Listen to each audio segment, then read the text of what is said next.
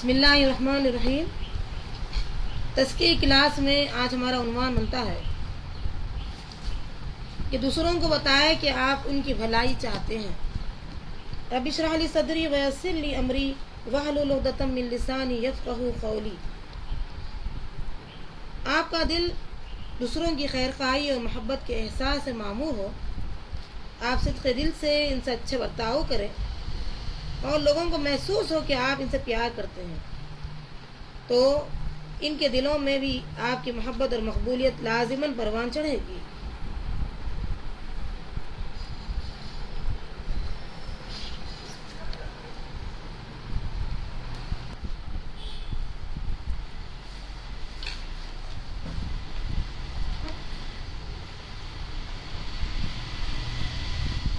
گزشتہ ہم نے آپ سے یہ واضح کیا تھا کہ دوسروں کی خیر خواہی اور محبت کا جو احساس ہے، آپ صدق دل سے ان سے اچھا برتاؤ کریں اور یہ احساس ان کو یہ دلائیں کہ آپ واقعی ان سے پیار کرتے ہیں۔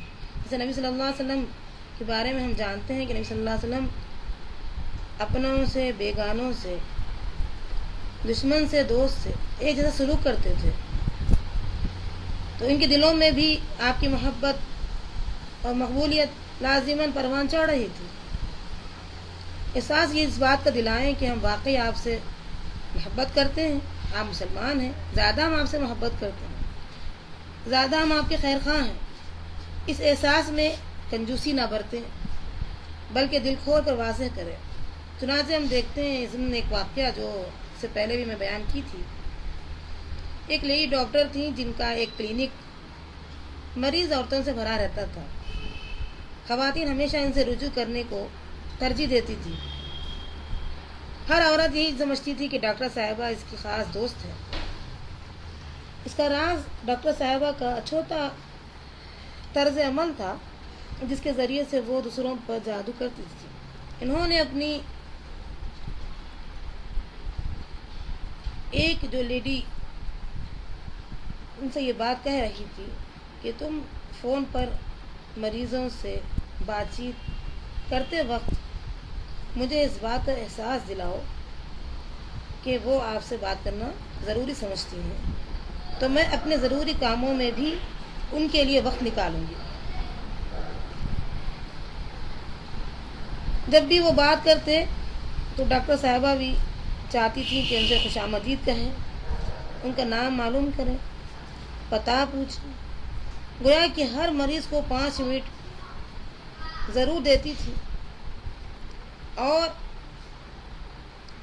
مریض کے جو فائل ہوتا ہے وہ ڈاکٹر صاحبہ خود لکھتی، یہ احساس دلانے کے لیے کہ وہ واقعی ان کی خیر خواہ ہیں۔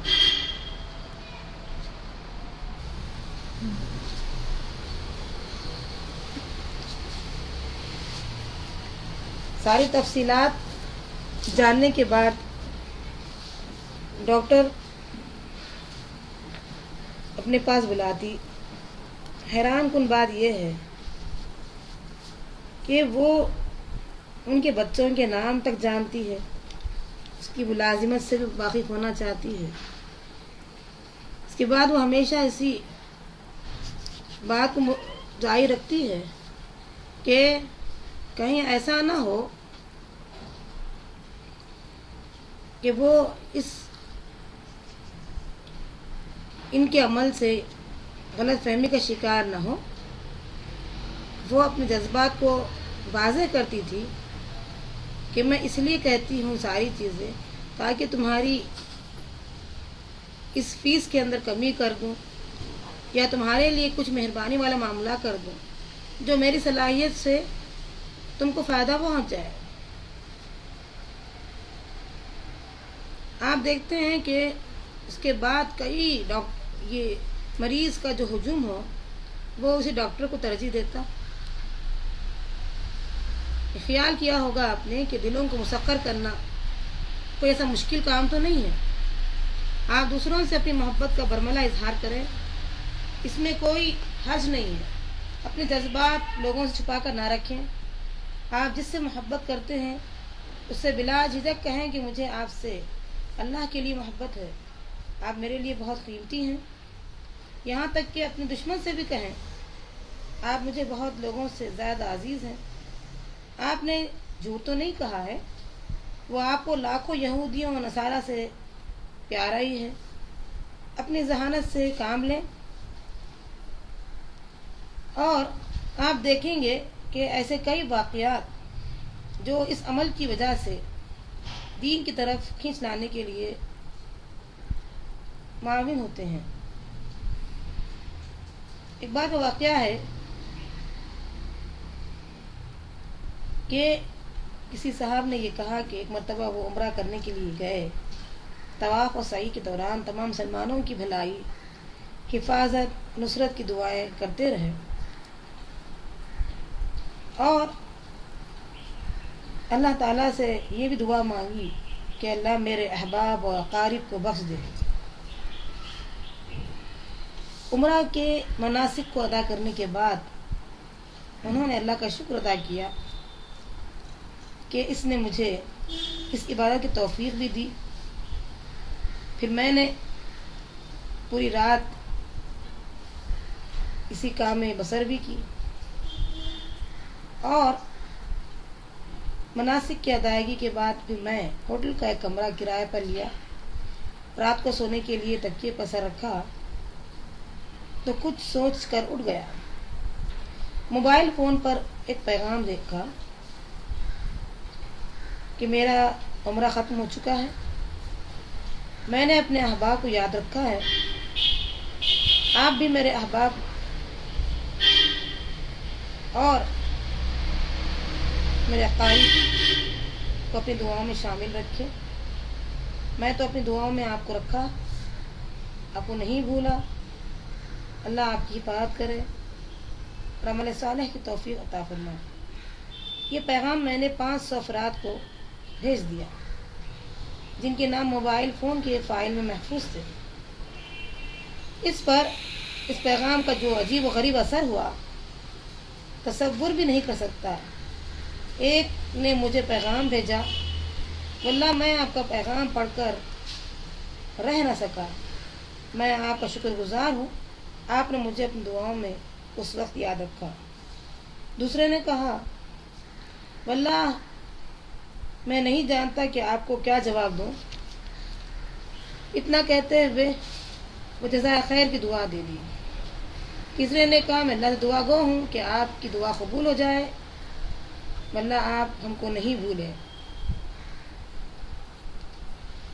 ہمیں ہر آن ضرورت ہے کہ ہم لوگوں کو اپنی محبت یاد دلائیں۔ اس کا بہترین ذریعہ موبائل فون کے پیغامات بھی ہیں۔ آپ اپنے احباب کو مختلف پیغامات بھیجیں، مثلا یہ کہیں کہ میں نے آپ کو اذان اور اقامت کے درمیان دعا دی، یا میں نے آپ کے لیے جمعہ کے آخری گھڑی میں دعا کی۔ آپ کی نیت تو درست ہے، تو ایسے اقدامات میں ریاکاری کا کوئی شبہ نہیں ہوتا ہے، بلکہ اس سے مسلمانوں میں محبت اور الفت بڑھتی جاتی ہے۔ ایک بار شہر طائف میں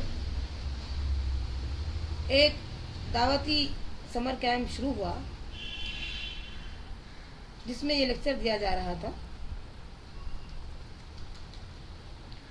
کہ تقوی اور بھلائی کے اثرات کیسے نمایاں کیے جائیں۔ بے شمار نوجوان جو لیکچر سن رہے تھے، تفریح گاہوں کے اطراف لہو و لعب میں جو لوگ مشغول تھے وہ بھی شامل ہو گئے۔ کئی نوجوان مقرر کے قریب آئے، دعا و سلام ہوئی۔ اس میں سے ایک نوجوان تھا جس کے بالوں کی تراش خراش عجیب و غریب تھی۔ اس نے ایک تنگ پائنٹ پہن رکھی تھی۔ وہ مقرر سے ہاتھ ملایا اور شکریہ ادا کیا۔ مقرر کہتے ہیں، میں نے گرمجوشی سے استقبال کیا اور سلام کا جواب دیا، اور ہاتھ ہلاتے ہوئے میں نے کہا، آپ کا چہرہ تو واقعی بڑے ایک عجیب داعی کے جیسا معلوم ہوتا ہے۔ وہ مسکرا گیا اور چلا گیا۔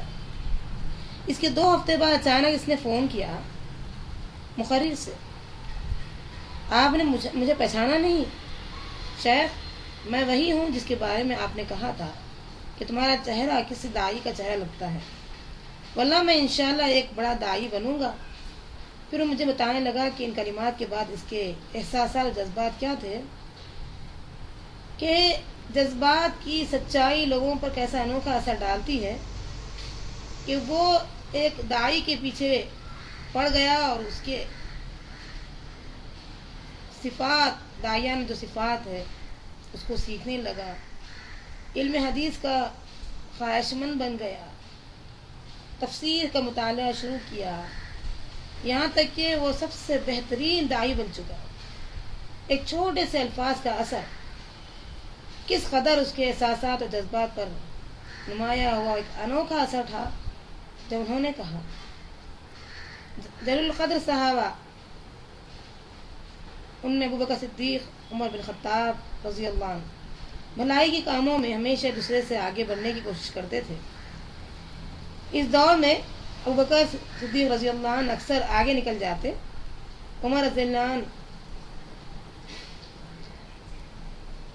اندھیرے نماز کے لیے نکلتے تو ابوبکر کو مسجد میں موجود پاتے، مساکین کو کھانا کھلانا۔ ابوبکر ہمیشہ ہر نیک کام میں صدقہ دے جاتے۔